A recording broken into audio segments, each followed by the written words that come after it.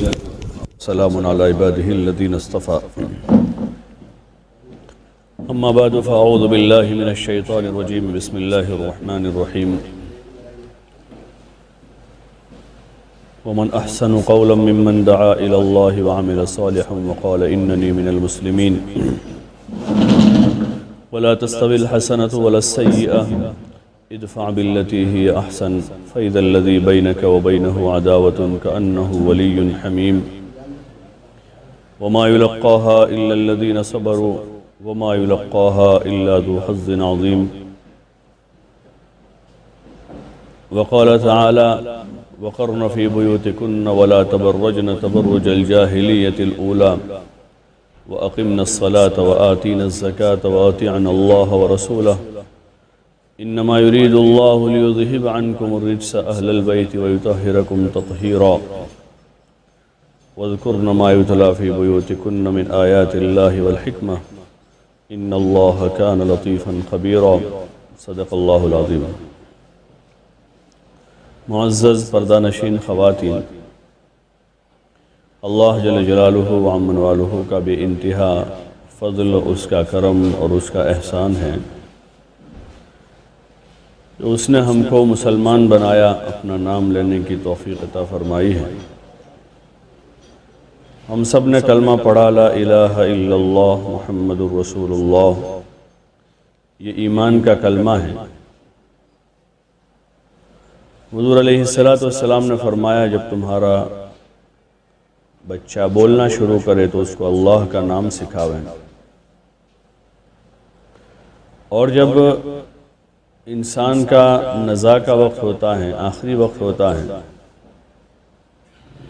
تو بھی حضور علیہ السلام نے فرمایا لقنوا موتاکم لا الہ الا اللہ، کہ اپنے مردوں کو لا الہ الا اللہ تلقین کرو. اور حدیث پاک میں آتا ہے کہ جس کا آخری کلمہ لا الہ الا اللہ ہوگا وہ ضرور جنت میں داخل ہوگا. تو ابتدا سے انتہا تک یہی کلمہ ہے جو ہمارا سرمایہ ہے، اس لیے کہ اس میں اللہ کا نام ہے. اللہ کا نام بھی بڑا ہے، اس کی ذات بھی بڑی ہے. وہی ہمارا رب ہے، وہی ہمارا پالنہار ہے. اسی نے ہم کو پیدا کیا ہے اور ہماری حاجتوں کو، ہماری ضرورتوں کو ہم سے زیادہ وہ جانتا ہے. اس لیے ہم دنیا میں ابھی پیدا بھی نہیں ہوئے تھے کہ ہماری ضرورت کی چیزیں اس نے ہم سے پہلے پیدا کر دی. بچہ ابھی تو آتا بھی نہیں ہے لیکن اس کی تیاریاں گھر میں شروع ہو جاتی ہیں. اس کی ضرورت کا سامان اس کے گھر میں اس کی پیدائش سے پہلے آ جاتا ہے. پیدائش سے پہلے ہی عموماً بچے کا گھر تیار ہوتا ہے، اس کا بستر تیار ہوتا ہے، اور اس کے کھانے پینے کی بہت ساری چیزیں اس کی پیدائش سے پہلے ہی وجود میں آ جاتی ہیں. کہ اللہ ہی رب ہیں، وہ اپنے بندوں کی، اپنی مخلوق کی ضرورتوں کو ہم سے زیادہ جانتا ہے. اس کلمے میں ہم نے اسی کا اقرار کیا ہے، اس کو ہم نے اپنا اللہ مانا ہے. اور اللہ اپنی تمام تر صفتوں کے ساتھ، وہ خالق ہیں، اسی نے پیدا کیا. وہ رازق ہیں، وہی روزی دیتا ہے. وہ رب ہیں، وہی پالنے والا ہے. یہ اللہ کی صفتیں ہیں، اور اللہ اپنی تمام تر صفتوں کے ساتھ ہیں. وہ ناقص نہیں ہے، ادھورا نہیں ہے، کمزور نہیں ہے، عاجز اور بے بس نہیں ہے. وہ اپنی تمام تر صفتوں کے ساتھ ہیں. پورا ایک پاور ہے، ایک زبردست طاقت ہے، وہ ایک زبردست قوت اور قدرت ہے جو ہر چیز پر قادر ہے. وَهُوَ عَلَى كُلِّ شَيْءٍ قَدِيرٌ، کہ وہ ہر چیز پر قادر ہے. زمینوں پر، آسمانوں پر، ہواؤں پر، دریاؤں پر، جنگلوں پر، سب پر اس کی حکومت ہے اور پورا کنٹرول اسی کا ہے. ہماری ذاتوں پر بھی اس کا کنٹرول ہے. اسی لیے جب چاہتا ہے کسی کو بیمار کر دیتا ہے، جب چاہتا ہے کسی کو صحت دے دیتا ہے. اسی لیے جب چاہتا ہے وہ کسی کو زندگی دیتا ہے، کسی کو موت دے دیتا ہے. یہ اس کے قبضے قدرت میں ہے ساری چیزیں. وہ زبردست قدرت والا ہے، ساری طاقت ساری قوت اسی کے قبضے قدرت میں ہے، وہ ہمارا اللہ ہے۔ اس کلمے میں ہم نے اس کا اقرار کیا ہے۔ ضرورت اس بات کی ہے کہ اس اقرار کو اپنے قلب کی، اپنے دل کی گہرائیوں میں ہم اتاریں اور اس اللہ کو ایسا مانیں جیسا وہ ہیں، اس پر بھروسہ کریں، پورا پورا بھروسہ، اسی سے اپنی حاجتوں ضرورتوں کو مانگیں، اس کے علاوہ کسی اور کو حاجت روا مشکل کشا نہ سمجھیں۔ وہی حاجت روائی کرتا ہے، بندوں کی، بندیوں کی، یتیموں کی، غریبوں کی، بیواؤں کی۔ بیواؤں کا بھی وہ رب ہے، یتیموں کا بھی وہ رب ہے، مالداروں کا بھی رب ہے، غریبوں کا بھی رب ہے۔ ٹھیک ہے، اللہ نے دنیا میں اسباب دنیا کسی کو زیادہ دیے ہیں، کسی کو کم دیے ہیں، باقی وہ اپنی شان ربوبیت کے ساتھ غریبوں کا بھی رب ہیں، مالداروں کا بھی رب ہیں، بیواؤں کا بھی رب ہیں، اور جو شادی شدہ شوہر والی عورتیں ہیں ان کا بھی رب ہے، یتیموں کا بھی رب ہیں، اور جن بچوں کے ماں باپ ہیں ان کا بھی رب ہے۔ اس لیے دنیا میں وہ سب کو روزی دیتا ہے، روزی دینے میں کوئی تمیز نہیں، سب کو دیتا ہے، اپنے فرما برداروں کو بھی دیتا ہے، نافرمانوں کو بھی دیتا ہے، ایمان والوں کو بھی دیتا ہے، غیر ایمان والوں کو بھی، کیونکہ وہ رب ہے۔ روزی دینے کی اس نے جوابداری لی ہے، اس نے ذمہ داری لی ہے کہ وہ سب کو روزی پہنچائے۔ شفا اس کے قبضے میں ہے، اس لیے وہ بیمار جو بھی ہوتا ہے بچوں کو بھی دیتا ہے شفا، عورتوں کو بھی شفا دیتا ہے، ایمان والوں کو بھی شفا دیتا ہے، غیر ایمان والوں کو بھی دیتا ہے۔ یہ اس کی صفتیں ہیں۔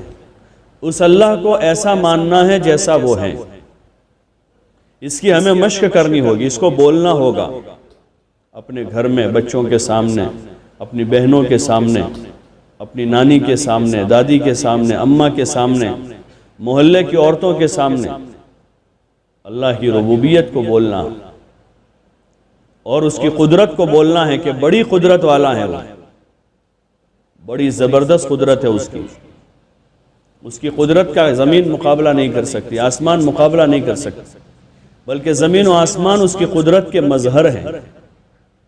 زمین سے اللہ کی قدرت کا پتہ چلتا ہے کہ اتنے سارے پانی پر، 3 حصے پانی پر، 1 حصہ زمین ہے، وہ اللہ ہی نے بچھایا ہے، اور اتنے بڑے آسمان کو بغیر ستونوں کے اللہ ہی نے قائم کیا ہے۔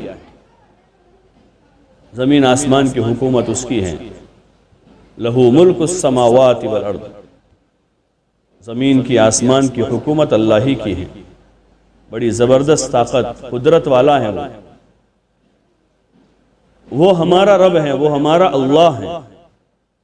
اسی اللہ سے حاجتوں کو مانگنا، اسی کو پکارنا، اسی کی عبادت کرنا، اس کے ساتھ کسی کو شریک نہ کرنا،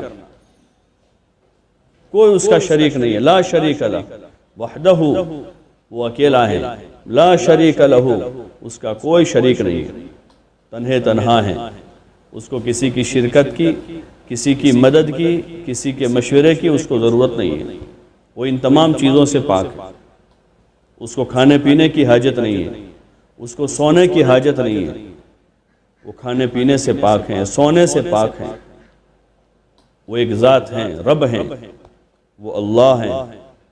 اسی اللہ کی عبادت کرنے کے لیے اللہ تعالیٰ نے ہم کو زندگی دی ہے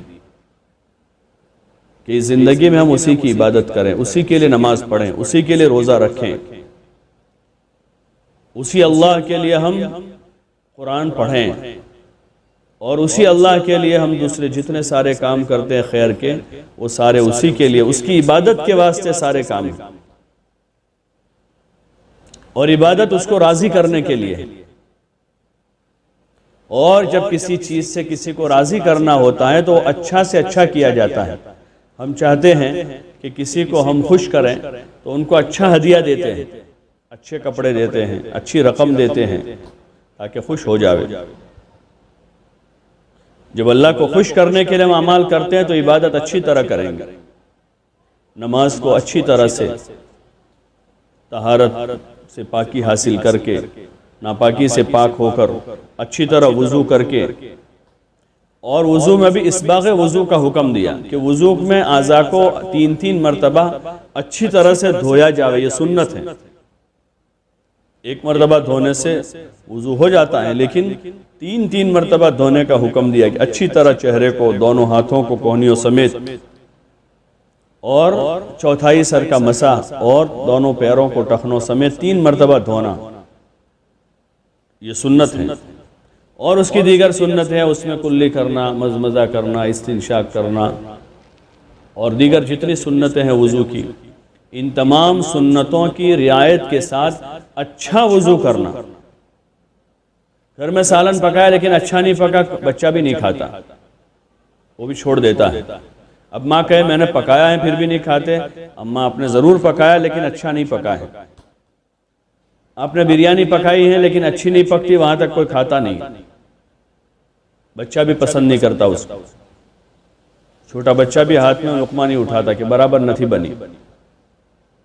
تو اللہ کی ذات وراء الورا ہے۔ ہم یہ سمجھے کہ ہم نماز پڑھتے ہیں، وضو کرتے ہیں، لیکن اللہ کی شان کے مطابق بھی ہمارا وضو ہے، ہماری نماز ہے، جو ہمارا مقصد زندگی ہے اس کی شان کے مطابق ہمارا وضو ہونا چاہیے کہ سنتوں کی رعایت کے ساتھ، ہو سکے قبلہ رو بیٹھ کر، اونچی جگہ بیٹھ کر، اطمینان کے ساتھ، وضو کو عبادت بنا کر۔ یہ نہیں دوڑتے دوڑتے، آج کل لوگ واش بیس پر وضو کر لیتے ہیں کھڑے کھڑے، حالانکہ بیٹھ کر وضو کرنا سنت ہے۔ گھروں میں ٹوائلٹ بناتے ہیں، باتھ روم بناتے ہیں، پورے کمرے جتنا بنا دیتے ہیں، لیکن وضو خانہ نہیں بناتے کہ ایک سیٹ ایسی بنا لیں کہ جہاں بیٹھ کر اطمینان سے وضو کر سکیں، چاہے باتھ روم کے اندر بنا لیں لیکن بیٹھ کر وضو کر سکیں۔ وضو ہمیں روزانہ کرنا ہے، 5 وقت کرنا ہے۔ کپڑے ہفتے میں 1 دن دھونے ہوتے ہیں تو اس کی چوکڑی الگ بناتے ہیں، اور روزانہ وضو 5 مرتبہ کرنا ہے۔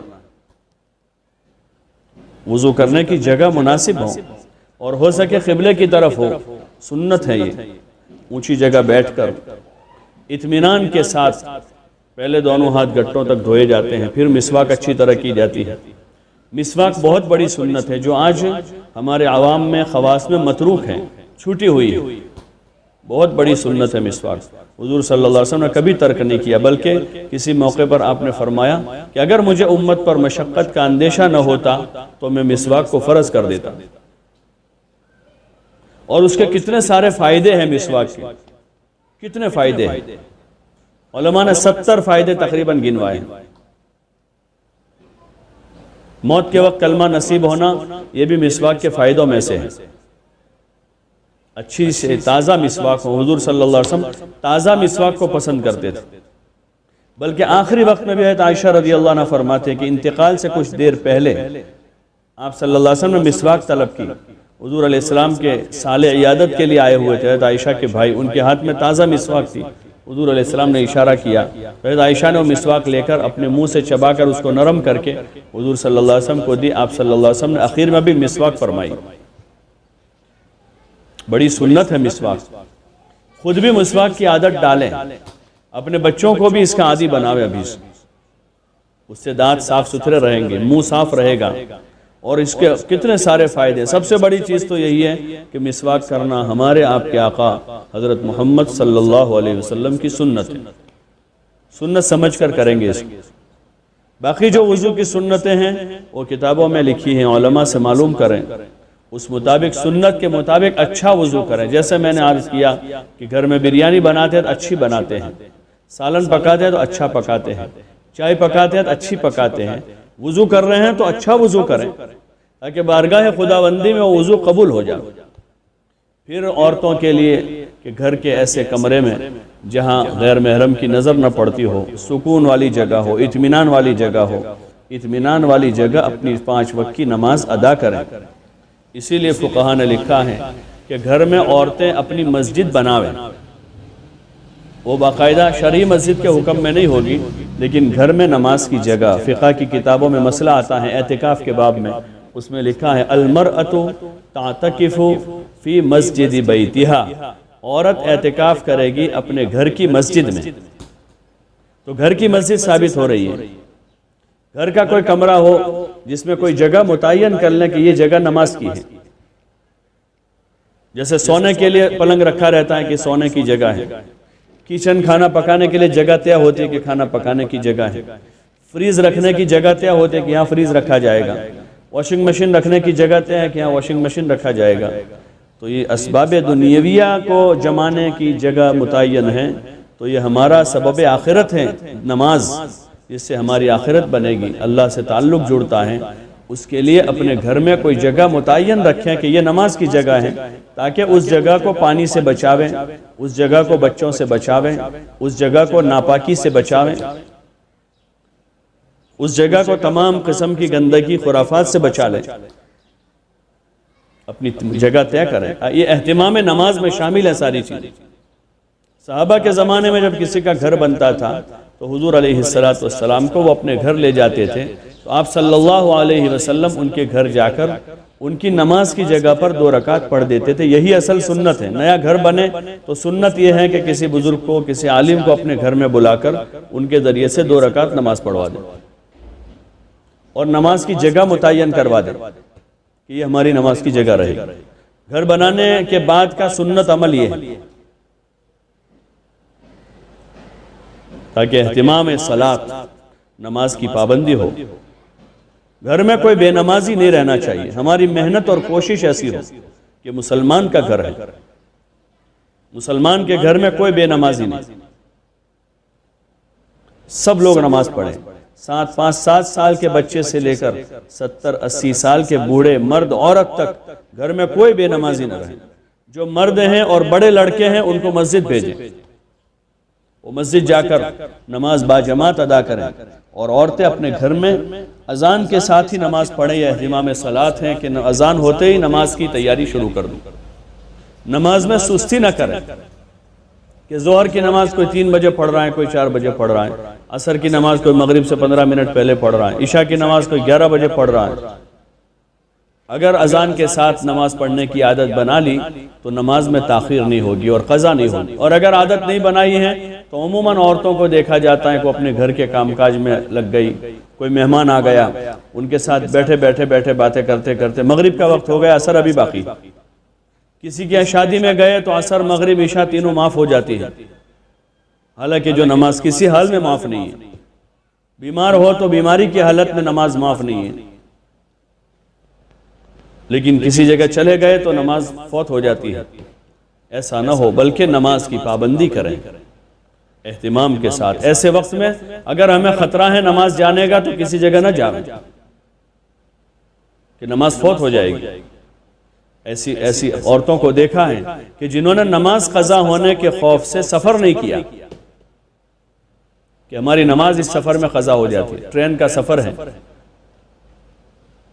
حالانکہ قریبی رشتہ دار رہتے ہیں وہاں، لیکن وہ اس وجہ سے نہیں جا رہی ہے کہ اگر ان کے وہاں جاتے ہیں تو رات بھر کا سفر ہوتا ہے، تو رات بھر کے سفر میں نماز قضا ہو جاتی ہے۔ ان کو اپنی نماز کی فکر ہے، اپنی نماز کی فکر رکھیں اہتمام کے ساتھ۔ اللہ کے ساتھ ہماری ملاقات ہے نماز، اللہ کی بارگاہ میں حاضری ہے۔ اچھی طرح سے وضو کر کے پاک صاف مصلی ہو، اچھا مصلی بچھاوے۔ بارگاہ خداوندی میں ہمارے گھر کوئی مہمان آتا ہے تو ساری پلنگ کی چادریں بدل دیتے ہیں، دروازے کے پردے بدل دیتے ہیں کہ مہمان آ رہے ہیں، اور اللہ کے سامنے کھڑے ہو رہے ہیں تو وہی پرانا پھٹا ہوا مصلی ہے اور پرانا دوپٹہ ہے۔ بارگاہ خداوندی میں اللہ کے سامنے ہماری حاضری ہے، نیا مصلی نکالیں، اور پھر اگر نہیں ہے تو صاف ستھرا دھلا ہوا ہو کہ اس کو ہفتے 10 دن میں دھو دیں تاکہ پاک رہیں، صاف رہیں۔ اچھا بڑا دوپٹہ صاف ستھرا ہو جس کو کسی مہمان کی آمد پر پہنتے ہیں یا کسی جگہ خوشی کے موقع پر جاتے ہوئے پہنتے ہیں، ایسا، لیکن چونکہ نماز پڑھنی ہے موٹا دوپٹہ ہو جس سے سطر اچھی طرح سے چھپ جاوے، اور پھر اس استحضار کے ساتھ کہ مجھے اپنے رب کے سامنے کھڑا ہونا ہے جو بہت بڑا اللہ ہے۔ نماز کو بوجھ سمجھ کر نہ پڑھیں بلکہ محبت کے ساتھ اپنے اللہ کے دربار میں حاضری ہے، بہت بڑا عمل ہے۔ جب نماز ہماری اچھی ہوگی تو انشاءاللہ زندگی کے دوسرے کام بھی اچھے ہونا شروع ہو جائیں گے۔ نماز میں طاقت ہے۔ تنہا عن الفحشاء والمنکر، نماز برائیوں سے، بے حیائیوں سے بندوں کو، بندیوں کو روک دیتی ہے۔ اس لیے اس کی پابندی کرنی ہے، گھر میں ماحول بنانا اس کا۔ نماز میں جو پڑھنے کی چیزیں ہیں، فرائض، واجبات، سنتیں، اس میں قرآن بھی ہیں، اور نماز میں التحیات واجب ہیں۔ وتر کی تیسری رکعت میں تکبیر کے بعد دعائے قنوت پڑھنا واجب ہے۔ ان چیزوں کو اچھی طرح سے سیکھیں، اس کی ادائیگی اچھی طرح ہو، اندر ہی اندر نہ پڑھیں، بلکہ بعض فقہاء نے لکھا کہ من میں جو تلاوت ہے وہ تلاوت شمار نہیں ہوتی، من میں ہی پڑھتے ہیں نماز میں، حالانکہ تلاوت کلام پاک ہے نماز میں، تو کم از کم اتنی آواز سے پڑھا جاتا ہے کہ خود ہم سن سکیں۔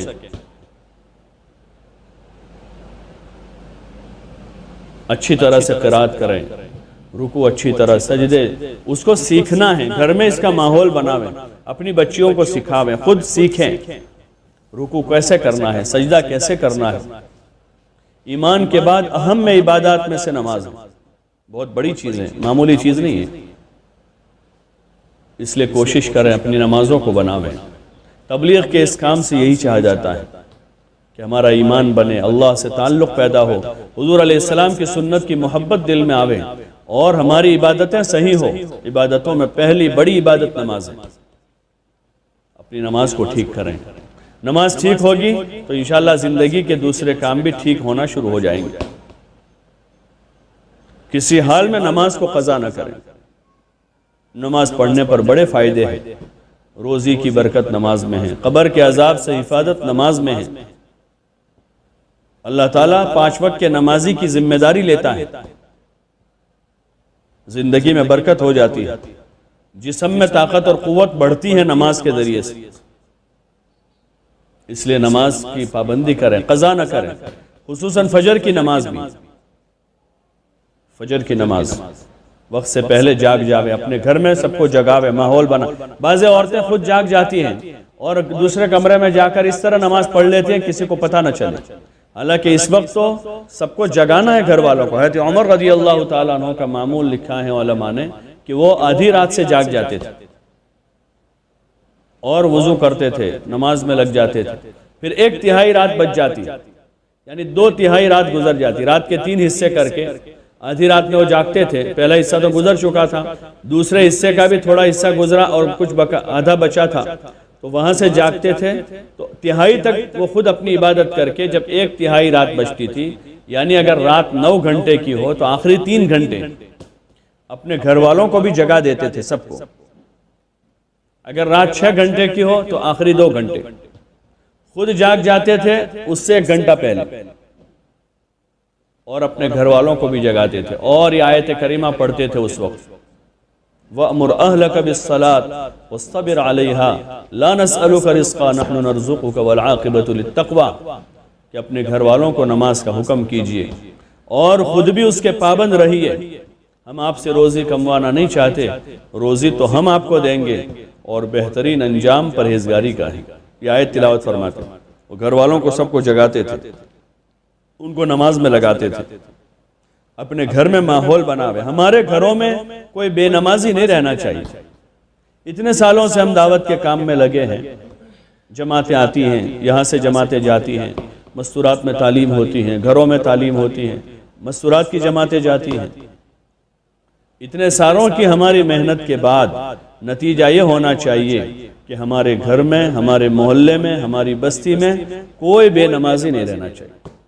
اللہ کا فضل ہے، ابھی مسجد میں اچھی تعداد نظر آ رہی ہے، نمازی بڑھے ہیں پہلے کے مقابلے میں، لیکن جو اور بچ گئے ہیں وہ بھی کوئی بے نمازی نہ رہے، اور خصوصاً فجر میں، غفلت کا وقت ہے، جلدی اٹھ جاویں۔ مسجد کی جماعت کا پتہ ہے ہم کو کہ 6 بجے ہو رہی ہے، تو 5:30 بجے سے سب کو جگا دے کم از کم، تاکہ اٹھیں گے، وضو کریں گے، فارغ ہوں گے، مسجد پہنچیں گے، اپنے بچوں کو بھی جگاویں۔ 7 سال کا بچہ ہے، حدیث میں آتا ہے اس کو نماز کے حکم کیجئے، اور 10 سال کی عمر تک نماز نہ پڑھے تو اس کو تنبیہ کریں، ابھی سے عادی بناویں بچوں کو، بچیوں کو۔ یہ پہلی کوشش ہماری ہو کہ ہماری پوری بستی میں کوئی بے نمازی نہ رہے، نماز کی دعوت دے ایک دوسروں کو، نماز کے فائدے بتاویں، نماز چھوڑنے کا نقصان بچوں کو سمجھاویں۔ کہ نماز چھوٹ جائے گی تو بہت بڑا بھاری نقصان ہو جائے گا، اللہ ناراض ہو جائے گا۔ جان بوجھ کر نماز چھوڑنے والے کے لیے بڑی لمبی سزا جہنم میں، نماز کسی حال میں معاف نہیں ہے، بھول کر چھوٹی ہے تب بھی اس کی قضا ہے، اس لیے کوشش کریں اور فضائل نماز کی تعلیم کریں۔ فضائل کی کتابوں میں فضائل نماز بھی ہیں، اس کو پڑھیں، اس کی حدیثوں کو یاد کر لیں تاکہ ہم کسی کو بتا سکیں نماز کے فائدے، نماز نہ چھوڑنے کے نقصانات۔ اسی طرح اپنے گھر میں ذکر کی اور تلاوت کی فضا بنا، ایران توران کی باتیں ہو رہی ہیں بیٹھ کر، اس کی جگہ قرآن پڑھنے کا ماحول بناویں۔ صبح کا وقت بہترین وقت ہے، اگر جلدی جاگ گئے صبح تہجد میں تہجد پڑھ کر تلاوت کر سکتے ہیں، دعا مانگ سکتے ہیں، ذکر کر سکتے ہیں۔ اپنے بچوں کو ابھی سے اس کا عادی بناویں۔ جو بچے مکتب میں جاتے ہیں پابندی سے جاویں، اس کی کوشش کریں، ان کو بھی گھر میں پڑھنے بٹھاویں کہ بیٹا آج جو سبق وہاں جا کر سنانا ہے اس سبق کو ابھی پڑھ لو۔ اللہ آپ کو توفیق دے، موقع دے، اپنے بچوں کا سبق سنو، مکتب میں انہوں نے کیا پڑھا ہے، کہاں تک پہنچے ہیں، بچے کی کیا کیفیت ہے۔ گھر کے بڑے بوڑھے سب تلاوت کی پابندی کریں، صبح صبح یاسین شریف پڑھنے کے فضائل ہیں، اور کم از کم روزانہ ایک پارہ بزرگوں نے معمول میں بتایا کہ ہر مسلمان مرد عورت کم از کم روزانہ قرآن شریف کا ایک پارہ تلاوت کرے، اور جن کو پڑھنا نہیں آتا ہے وہ پڑھنے میں اتنا وقت لگا، صبح شام تسبیح پڑھیں۔ تیسرا کلمہ کتنا بہترین ذکر ہے، سبحان اللہ، پاک ہے اللہ کی ذات، الحمدللہ، تمام تعریف اللہ ہی کے لیے ہیں، لا الہ الا اللہ، اللہ کے سوا کوئی معبود نہیں، اللہ اکبر، اللہ سب سے بڑا ہے۔ یہ کلمات ہیں، بہترین کلمات ہیں، اللہ کی تعریف ہیں، اللہ کی عظمت، اس کی بڑائی اس میں بولی گئی ہے۔ حضور علیہ السلام پر روزانہ درود بھیجیں، 100 مرتبہ صبح، 100 مرتبہ شام کو، آپ کے بڑے احسانات ہیں ہم پر۔ اور درود شریف کے فائدوں میں ہے کہ ایک مرتبہ ہم درود پڑھیں گے 100 گناہ معاف ہو جائیں گے، 10 گناہ معاف ہو جائیں گے، 10 رحمتیں ہمارے اوپر نازل ہوگی، 10 نیکیاں ملے گی، 10 نیکیاں ملے گی، اور ہماری طرف سے حضور صلی اللہ علیہ وسلم کی بارگاہ میں تحفہ پہنچے گا آپ کی خدمت میں۔ حیاتی میں، زندگی میں آپ کا معمول یہ تھا کہ آپ کو کوئی چیز، کوئی ہدیہ دیتا تو اللہ تعالیٰ حضور علیہ السلام اس ہدیے کا بدلہ دیتے تھے، یعنی سامنے والے کو بھی کچھ نہ کچھ عنایت فرماتے تھے۔ ہماری طرف سے حضور علیہ السلام پر درود بھیجا جائے گا تو اللہ کی ذات سے امید ہے حضور علیہ السلام وہ جب آپ کی خدمت میں پہنچے گا تو آپ کی روحانی توجہ ہماری طرف رہے گی، خیر و برکت کا باعث ہوگی، رحمتوں کے نزول کا ذریعہ ہے۔ 10 رحمتیں نازل ہوتی ہیں، ایک درود پڑھنے پر 10 رحمتیں اترتی، اور رحمتیں دلوں پر اترتی۔ جب دلوں پر رحمتوں کا نزول ہوتا ہے تو دل کو سکون ملتا ہے، ٹینشن ختم ہو جاتے ہیں۔ اپنے گھر میں اس کا ماحول بنائیں کہ روزانہ بچے بھی بڑے بھی کم از کم صبح شام 100 مرتبہ درود شریف پڑھیں، اور 100 مرتبہ استغفار کریں، توبہ کریں کہ اللہ ہم کو معاف کر دے، ہم گنہگار ہیں، ہمیں معاف کر دے، استغفر اللہ، یا اللہ معاف کر دے، یا اللہ معاف کر دے، یا اللہ ہم توبہ طلب کرتے ہیں، ہمیں معافی دے دے۔ روزانہ معافی مانگتے رہیں، ہم سے قصور ہو جاتے ہیں، گناہ ہو جاتے ہیں، معافی مانگتے رہیں، معذرت کرتے رہیں اللہ کی بارگاہ میں، امید ہے کہ وہ معاف کر دے گا۔ اپنے گناہوں سے توبہ کریں، اور استغفار جو ہے اس کے بڑے فائدے ہیں، بہت فائدے ہیں، سارے مسائل کا حل ہے۔ نوح علیہ السلام کی قوم نے نافرمانی کی تو اللہ کی طرف سے ان کو عذاب آئے، آسمان سے بارشیں رک گئی، ان کے وہاں ولادت کا سلسلہ ختم ہو گیا عذاب کے طور پر، ان کی زمینیں خشک ہو گئی تو کھیتی نہیں ہوتی تھی، تو نوح علیہ السلام نے ان سے کہا فَقُلْتُ اسْتَغْفِرُوا رَبَّكُمْ إِنَّهُ كَانَ غَفَّارًا يُرْسِلِ السَّمَاءَ عَلَيْكُمْ مِدْرَارًا وَيُمْدِدْكُمْ بِأَمْوَالٍ وَبَنِينَ وَيَجْعَلْ لَكُمْ جَنَّاتٍ وَيَجْعَلْ لَكُمْ أَنْهَارًا، کہ تم استغفار کرو، معافی مانگو، تم سے گناہ ہوا ہے، چوک ہوئی ہے، اللہ سے معافی مانگے۔ جب تم معافی مانگو گے فَقُلْتُ اسْتَغْفِرُوا رَبَّكُمْ إِنَّهُ كَانَ غَفَّارًا، کہ وہ بڑا معاف کرنے والا ہے، بہت بڑا معاف کرنے والا ہے۔ یرسل السماء علیکم مدرارا، کہ وہ آسمان سے مسلسل بارشیں برسائے گا تمہاری استغفار کی وجہ سے، توبہ کرنے کی وجہ سے، اور تمہارے مال میں اور اولاد میں برکت دے دے گا۔ جو سلسلہ ختم منقطع ہوا ہے وہ بھی ختم ہو کر اللہ تعالیٰ مال میں اور اولاد میں برکت دے دے گا۔ وَيُمْدِدْكُمْ بِأَمْوَالٍ وَبَنِينَ، بڑھا دے گا اس کو، تمہارے مال میں بھی اضافہ کرے گا اور تمہیں بیٹے دے گا۔ تو مال کی تنگی کا علاج بھی استغفار ہے، بارش رک جاوے تو استغفار ہے، اولاد نہ ہوتی ہو تو استغفار ہے، یہ نسخہ قرآن کا ہے۔ کھیتیاں سوکھ گئی ہیں تو استغفار ہے، زمین میں پانی اتر گیا ہے تو استغفار ہے۔ یہ سارے بیماریوں کا علاج قرآن میں اللہ نے بتایا، جو نوح علیہ السلام نے اپنی قوم کو بتایا تھا کہ استغفار کی کثرت کرو۔ ابھی جو وبا چل رہی ہے، حالات جو چل رہے ہیں دنیا میں، اس میں بھی استغفار مفید ہے۔ استغفار کریں، توبہ کریں، یا اللہ ہمیں معاف کر دے، یا اللہ ہمیں اپنی طرف سے بھی معافی مانگے، اور پوری امت کی طرف سے کہ اللہ تو اپنی پوری انسانیت کو اور حضور صلی اللہ علیہ وسلم کی پوری امت کو معاف کر دے، سب کو معافی دے دے۔ جب اس کی طرف سے معافی کا فیصلہ ہو جائے گا تو ساری وبائیں، بلائیں، مصیبتیں، تنگیاں، پریشانیاں، بیماریاں سب ختم ہو جائے گا۔ ابھی اوپر سے فیصلہ نہیں ہوا اور ہماری تدبیریں کچھ کام نہیں کرے گی جب تک کہ اوپر سے آسمان سے کوئی فیصلہ نہ ہوگا۔ اور آسمان سے فیصلہ کروانے کے لیے استغفار ہے، توبہ کریں، یا اللہ معاف کر دے، نمازیں چھوڑی ہیں قضا کر لیں، زکوٰۃ باقی ہیں ادا کر دیں، صلہ رحمی نہیں کی، قطع تعلقی کر رکھی ہے تو صلہ رحمی کر لیں، رشتے ناتوں کو جوڑ لیں، ہاں اپنا دل گندا نہ رکھیں، میلا نہ رکھیں۔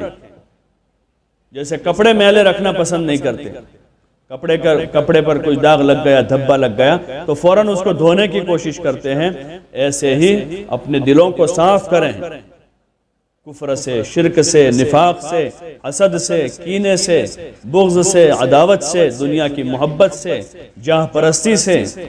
یہ سارے بیماریاں ہیں اور ایسی مہلک بیماریاں ہیں کہ جو دل کو کھا جاتی ہیں، انسان کے دین کو برباد کر دیتی ہیں، مہلک بیماریاں ہیں۔ اپنے دل کو صاف کریں، اللہ کے ساتھ معاملہ ٹھیک کر لیں، اللہ کے ساتھ کسی کو شریک نہ ٹھہراویں، اس کے علاوہ کسی کو کردہ دھرتا نہ سمجھیں، اپنے زبان اور دل کے بول کو ایک رکھیں، اندر کچھ باہر کچھ ایسا نہ ہو، کسی سے حسد نہ کریں، کسی سے عداوت نہ کریں، کسی سے بغض نہ رکھیں۔ حضور علیہ السلام نے ان چیزوں سے منع فرمایا، لا تحاسدوا ولا تباغضوا وکونوا عباد اللہ اخوانا، کہ آپس میں حسد نہ کرو اور ایک دوسروں سے بغض و عداوت نہ رکھو، اور اللہ کے بندے بندیاں بھائی بہن بن کے رہو، جیسے سگے بھائی بہن ہیں، ایک دوسروں سے محبت کریں، اپنے بھائیوں سے، اپنی بہنوں سے، اپنی اولاد سے، اپنے رشتہ داروں سے ان کی حقوق کی ادائیگی کی کوشش کریں۔ ماں باپ کا بڑا حق ہے اولاد کے اوپر، ماں باپ ہیں، ان کا بڑا حق ہے، سب سے بڑا حق انہی کا ہے۔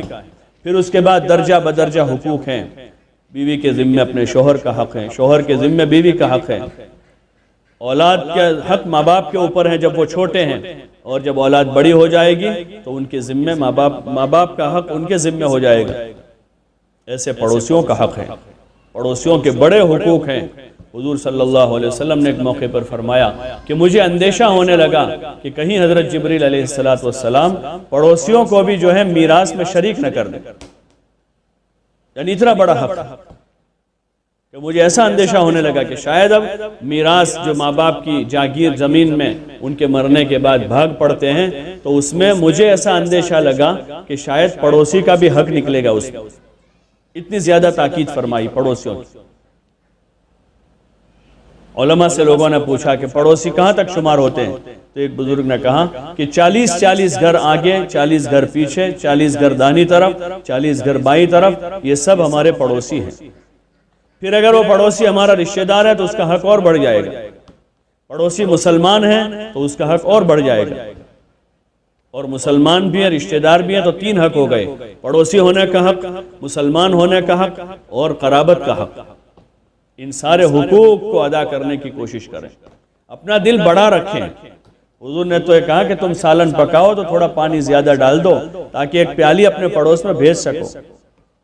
اپنے پڑوسیوں پر احسان کرنے کے لیے مالدار ہونا ضروری نہیں ہے، غریب بھی احسان کر سکتا ہے، غریب بھی حق کی رعایت کر سکتا ہے، ہاں حقوق کی ادائیگی کریں، کسی کا حق نہ دباویں، کسی پر ظلم نہ کریں، کسی کی غیبت نہ کریں، کسی مسلمان کا ٹھٹھا مذاق نہ کریں، بلکہ ان کی حق کی ادائیگی، ان کو عزت دیں، ان کو عزت دیں، اچھے نام سے پکاریں، برے لقب سے پکارنے سے منع کیا ہے، پیٹھ پیچھے برائی بیان کرنے سے منع کیا ہے، یہ سخت کام ہے۔ اس کی کوشش کریں کہ آپس میں تعلقات سازگار رہیں، احسان کریں اپنی طرف سے، کسی کا کام کر سکتے ہیں تو ان کی ہم اپنی ذات سے خدمت کر دیں، کوئی بیمار ہے پڑوس میں، محلے میں، رشتہ داروں میں، روٹی نہیں پکا سکتی بیچاری، اللہ نے ہم کو طاقت دی ہے، پکا دے، اس بیمار ہے بیچاری، کھانا نہیں بنا سکتی، ہم اپنے گھر سے پکا کے ان کو بھیج دیں، یا ان کے گھر جا کر ان کی خدمت کر دیں پردے کے ساتھ، ہاں محبت کا ماحول بناویں، ساری عداوتوں کو، نفرتوں کو بھول جاویں، بلکہ اس سے اوپر کہاں کہ اکرام کریں مسلمان کا، اخلاق سے اوپر کی چیزیں اکرام، کہ ہر مسلمان کا اکرام کریں، ان کو عزت دیں، اپنی طرف سے ان پر احسان کریں،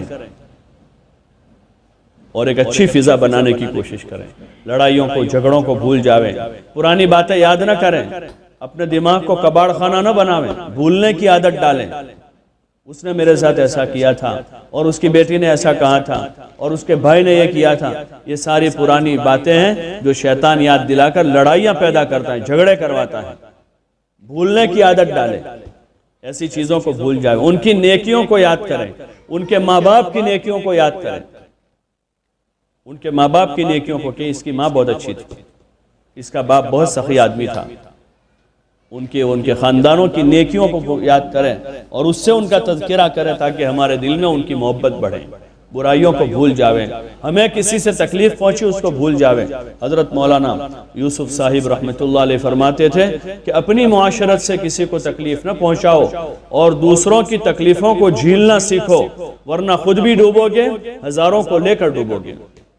ایک گھر میں رہتے ہیں میاں بیوی، ماں باپ، اولاد ماں باپ، تو آپس میں کچھ نہ کچھ رنجش ہو جاتی ہے، کوئی کچھ کہہ دیتا ہے، کوئی کسی کو سننا پڑتا ہے، اس کو بھول جاویں۔ ایک محلے میں رہتے ہیں، کوئی تکلیف پہنچ گئی، بھول جاویں۔ اپنوں کی طرف سے لوگ بہت جھیلتے ہیں، جیسے ماں اپنے بچوں کا اتنا جھیلتی ہیں، چھوٹے بچے مارتے ہیں ماں کو، پیچھے سے لاتے مارتے ہیں، لیکن پھر بھی وہ برداشت کر لیتی ہے، کچھ بولتی نہیں ہے۔ لیکن اگر اسے وہی عورت ہے، اس کی بہن نے 2 جملے کہہ دیے تو منہ چڑھا کے تعلق توڑ دیتی ہے، حالانکہ بچہ مار رہا تھا اس کو، کیونکہ اپنا بیٹا ہے، اس کو اپنا سمجھا تو اس کی مار کھا لیتی ہے، اور بہن کو سمجھا کہ اس نے مجھے ایسا کہہ دیا، بھابھی نے کچھ کہہ دیا تو تعلق توڑ دیا، رشتہ ناتا توڑ دیا۔ کتنا سنگین جرم ہے۔ بھولنے کی عادت ڈالیں، معاف کرنے کی عادت ڈالیں، سب سے بڑا کام ہے دنیا میں معاف کرنا، معاف کرے۔ اللہ کہتا ہے کیا تم چاہتے ہو کہ اللہ تمہیں معاف کر دے، تو تم اللہ کے بندوں کو معاف کر دو، معافی کی عادت ڈالیں، اور اپنا سارا کام اللہ کے لیے کریں، ریا کا جذبہ نہ ہو، شہرت کا جذبہ نہ ہو، دکھاوا نام و نمود نہ ہو، کہ لوگ ہماری تعریف کریں، لوگ ہماری واہ واہ کریں کہ ہم نے ان کو کھلایا، ہم نے ان کو پہنایا، ہم نے ان کو شادی میں 5000 روپے دیے۔ ایسے دکھاوے کا جذبہ نہ ہو، اللہ کے لیے کریں، اور اللہ کے لیے کیا جائے گا تو خاموشی سے کیا جائے گا، دکھائے بغیر کیا جائے گا۔ بلکہ اگر کوئی ہمارے منہ پر تعریف بھی کرے گا تو ہم کہیں گے کہ نہیں، وہ تو اللہ کی توفیق ہے، باقی ہم کیا کر سکتے ہیں، ہم نے تو کچھ نہیں کیا، اللہ نے توفیق دی تھی، باقی ہم کیا کر سکتے ہیں۔ اللہ کھلاتا ہے، اللہ پلاتا ہے، وہی پالتا ہے، ہم کیا خدمت کرتے ہیں، وہ تو اللہ توفیق دیتا ہے، تھوڑا سا کام ہم کر دیتے ہیں۔ اپنی نیکیوں کو چھپاویں اللہ ہی کے لیے، کیونکہ بدلہ اللہ دے گا، اللہ کے سوا کسی میں بدلہ دینے کی طاقت نہیں ہے، سب محتاج ہیں، سب فقیر ہیں، اللہ بدلہ دے گا، اور قیامت میں اللہ تعالیٰ اپنی شان کے مطابق بدلہ دے گا، بڑا بدلہ دے گا، ہم کو خوش کر دے گا۔ حضور علیہ السلام نے اپنی امت سے متعلق اطمینان طلب کیا تھا، تو حضور علیہ السلام کو اللہ تعالیٰ نے کہلوایا تھا سنرضیک عن امتک، کہ ہم آپ کو آپ کی امت کے بارے میں راضی کر دیں گے۔ تو جب حضور علیہ السلام راضی ہو جائیں گے تو امت راضی نہیں ہوگی، اللہ ہمیں خوش کر دے گا، اتنا بڑا بدلہ دے گا، ایسا ہمارا اکرام کرے گا، ہمارے پانی پلانے کے بدلے میں، ہمارے کھانا کھلانے کے بدلے میں، ہمارا درگزر کے بدلے میں، ہمارا کوئی خدمت کرنے کے بدلے میں، صدقہ اور خیرات کے بدلے میں، ہماری نماز، ذکر، تلاوت، عبادت کے بدلے میں، ہماری خیر خواہی، امر بالمعروف اور نہی عن المنکر کے بدلے میں، اللہ ہمیں اس کا بدلہ دنیا میں بھی دے گا، قبر میں بھی دے گا، آخرت میں بھی دے گا۔ اس لیے اللہ سے بدلے کی امید رکھیں، کسی سے بدلے کی امید نہ رکھیں کہ ہم نے ان کو 500 دیے اور انہوں نے تو ہم کو پوچھا بھی نہیں، وہ بیمار ہوئی تو ہم نے ان کا کام کر دیا تھا، میں بیمار ہوں تو پوچھنے بھی نہیں آتی ہیں۔ اگر اللہ کے لیے کیا تھا تو ایسا دل میں نہیں آنا چاہیے۔ اللہ کے لیے کیا ہے، اللہ خوش ہو جائے گا، اور جب وہ خوش ہوگا تو اپنی شان کے مطابق بدلہ دے گا، بہت بڑا بدلہ دے گا۔ اس لیے اللہ ہی سے بدلے کی امید رکھیں گے، اور جو کچھ اللہ نے ہم کو دیا ہے، جان، مال، عزت، صلاحیت، علم، وہ سب اللہ کے نام پر لگانے کا داعیہ پیدا کریں۔ اس کے لیے مستورات کا جو نظام ہے، اس میں ایک تو روزانہ گھر میں تعلیم ہے، روزانہ اپنے بچوں کو، اپنے گھر کے محرم مردوں کو، ابا ہیں، بھائی ہیں، شوہر ہیں، اولاد ہیں، ان کو لے کر بیٹھیں، اور یہ جو فضائل اعمال اور فضائل صدقات کی کتابیں ہیں، اس میں حکایت صحابہ ہیں، فضائل نماز ہیں، فضائل ذکر ہیں، فضائل قرآن ہیں، اور مسلمانوں کی پستی کا واحد علاج ہے، فضائل رمضان ہیں جو رمضان میں پڑھتے ہیں، فضائل حج ہیں جو حج کے موقع پر پڑھتے ہیں، اور فضائل صدقات میں مال خرچ کرنے کے فضائل، مال روکنے کی مذمتیں، بخل کی مذمتیں، اور دیگر جو چیزیں اس میں ہیں۔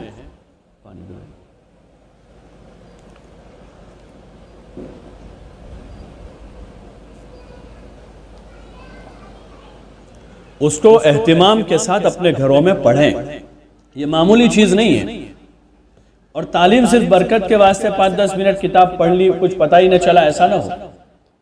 اس لیے کتاب اردو میں ہے تاکہ ہم سمجھ سکیں، اور اردو پڑھنا نہیں آتا تو گجراتی میں بھی ملتی ہے، گجراتی میں لے کر پڑھیں، لیکن اس طرح پڑھیں کہ ہم بھی سمجھ رہے ہوں، اپنے بچوں کو سمجھاتے ہوئے پڑھیں، ان کو صحابہ صحابیات کے قصے سناویں تاکہ ان کے جذبات ویسے بنیں، ان کو بچپن سے ہی سنتوں کا عادی بنائیں، کھانے پینے میں، سونے میں، لباس میں، تعلیم کے ذریعے ان کا ذہن بناویں، پھر عملی طور پر 24 گھنٹے کی سنتوں پر ان کو عمل کرواویں، اپنے بچوں کی تربیت کریں۔ یہ آپ کا بنیادی اور بڑا کام ہے۔ نمبر 2 پر، آپ اپنے گھر کے ماحول میں رہ کر اپنے گھر کے بڑوں کو بھی، بھائی ہیں، ابا ہیں، بہن ہیں، دادی ہیں، نانی ہیں، خالہ ہیں، پھوپھی ہیں، یا اپنے محلے کی ایسی بڑی عمر کی مستورات ہیں، لڑکیاں ہیں، ان کو بھی دین کی دعوت دیں، نماز کی، اعمال کی، تلاوت کی، ذکر کی، حیا کی، حسن اخلاق کی۔ کسی میں کوئی چیز کی کمی دیکھیں تو محبت کے ساتھ ان کو سمجھاویں، اللہ کا واسطہ دیں، حضور صلی اللہ علیہ وسلم کی حدیثیں سناویں ان کو، اور سمجھاویں ایک دوسروں کو، اعمال کے لیے آمادہ کریں، تاکہ ہمارے معاشرے میں بھی عبادات اور اسلامی معاشرت زندہ ہو۔ اس لیے دعوت دیں۔ آپ عورتوں کی جماعت نہیں بنے گی گشت کرنے کے لیے محلے میں، لیکن انفرادی طور پر آپ کو دعوت دینی، اپنے گھر میں رہ کر، آپ کے گھر کوئی آوے تو اس کو سمجھاویں۔ آپ کا کسی کے گھر جانا ہو، بہن کے، بھائی کے، خالہ کے، پھوپھی کے، پڑوسی کے، تو ان کو جا کر آپ وہاں سمجھاویں۔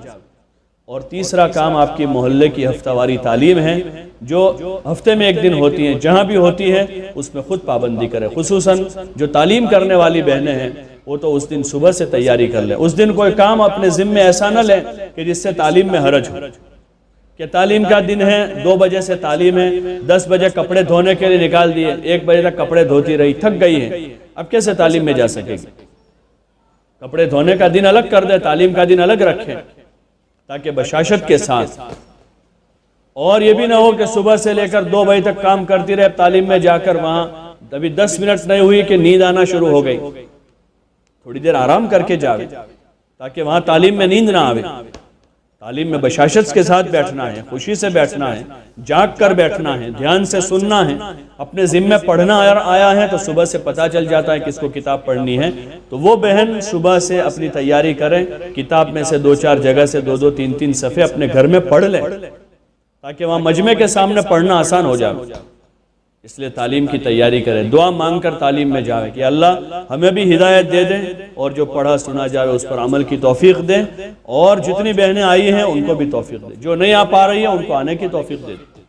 تو اس طرح سے ایک اچھا ماحول ہموار کریں، اچھی فضا بناویں، اچھی فضا بناویں۔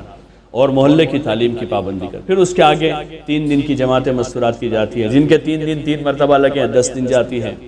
پھر 10 دن لگ گئے ہیں تو چلے کی جماعتیں جاتی ہیں، جن کا چلہ لگا ہے 2 مہینے کے لیے باہر ملکوں میں مستورات کی جماعتیں جاتی ہیں. ابھی سے وہ نیتیں کرے. ہم حضور علیہ السلام کے امتی ہیں، ہمارے ذمے ہے کہ ہم اپنے بچوں کو بھی سمجھاوے، اپنے گھر والوں کو بھی سمجھاوے، اور پورے عالم کی نیت سے ہم اپنے گھر میں رہ کر کام کرتے رہیں، محنت کرتے رہیں. اللہ موقع دے تو پورے شرعی پردے کے ساتھ دعوت کے کام کے جو اصول ہیں ان تمام اصولوں کی پابندی اور رعایت کے ساتھ دنیا میں جہاں جانے کا اللہ ہم کو موقع دے گا، اپنی جان اور مال سے ہم اللہ کے دین کی خدمت کریں گے. حضور صلی اللہ علیہ وسلم جو فکر لے کر، جو محنت لے کر آئے ہیں، اس محنت کو ہم اپنی ذات سے بھی زندہ کریں گے اور پوری دنیا میں زندہ ہو جاوے اس کی محنت کریں گے. اور پھر اللہ سے مانگتے رہیں، دعا کرتے رہیں. دعا بہت بڑی طاقت ہے.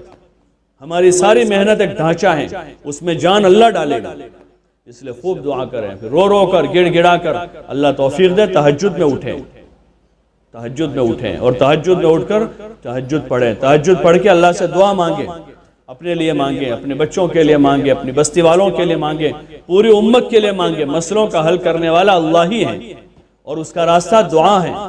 دعا کے ذریعے سے ہم اللہ سے لو لگائیں اور خوب گڑ گڑا کر اپنے لیے اور پوری امت کے لیے ہدایت اور خیر کو مانگیں گے اور اپنے بس کی اپنی جان و مال سے کوشش کریں گے. اپنے گھر کے مردوں کو بھی اللہ کے راستے میں بھیجیں.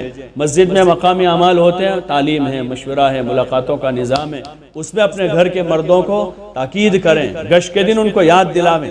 فجر پڑھنے جا رہے ہیں تو ان کو کہہ کر بھیجیں کہ مشورے میں بیٹھ کر آئیو. عشاء پڑھنے جاوے تو ان کو یاد دلاویں کہ عشاء کے بعد تعلیم ہوتی ہے، تعلیم میں بیٹھ کر آئیو. اپنے بچوں کو ابھی سے عادی بناوے. خود بھی اپنے گھروں میں اعمال کریں، اپنے گھر کے مردوں کو ان اعمال میں لگاوے. ان اعمال کو انشاءاللہ کرتے رہیں گے تو اللہ کی ذات سے امید ہے اللہ تعالی ہمارے ان اعمالوں کو قبول کر کے عافیت کی راہیں کھول دے گا، آسانیاں پیدا کر دے گا. اس کی خود بھی نیت بناوے اور دوسروں کو بھی اس کی نیت کرواوے. ابھی آپس میں بیٹھ کر تھوڑی دیر تشکیل کر لیں اور 3 دن کی ابھی تشکیل کریں. 3 دن کی جماعت مستورات کی شروع ہو چکی ہے.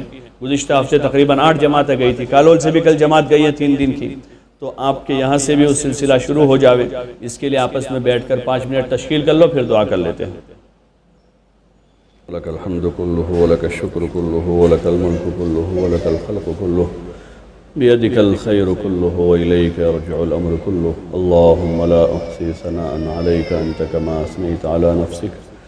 اللهم لا أحصي ثناء عليك أنت كما أثنيت على نفسك.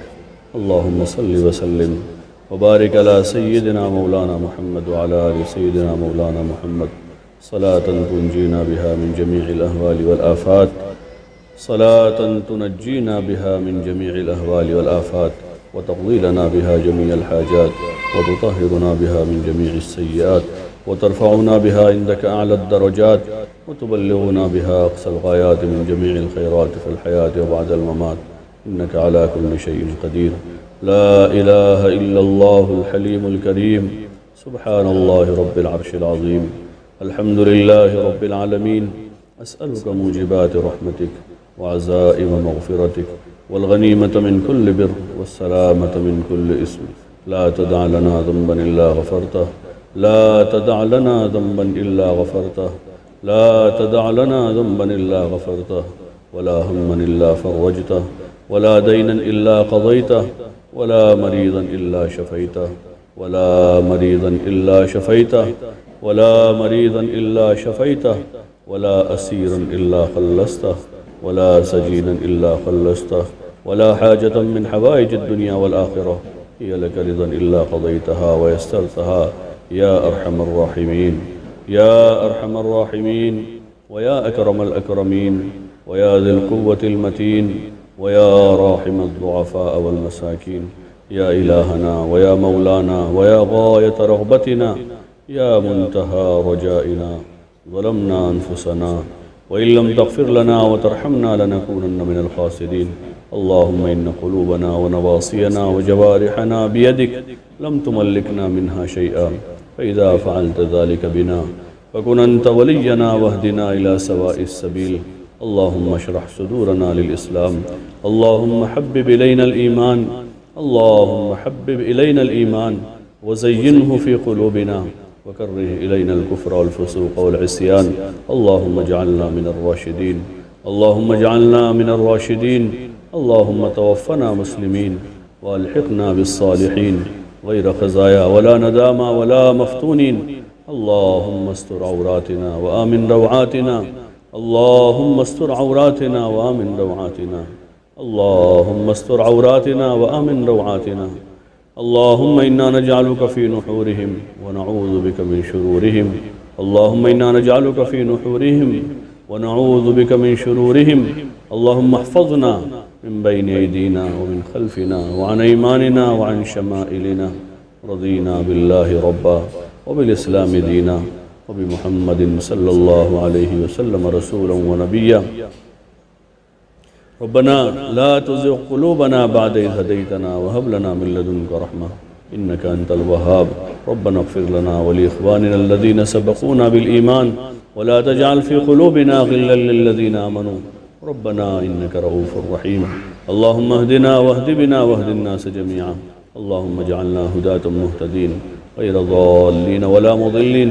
اللهم اجعلنا من الذين يجاهدون في سبيلك حقا ولا يخافون لومة لائم.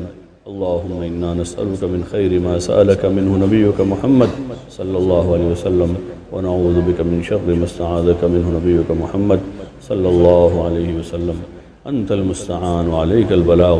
لا حول ولا قوة إلا بالله العلي العظيم. سبحان ربك رب العزة عما يصفون. سلام على المرسلين. الحمد لله.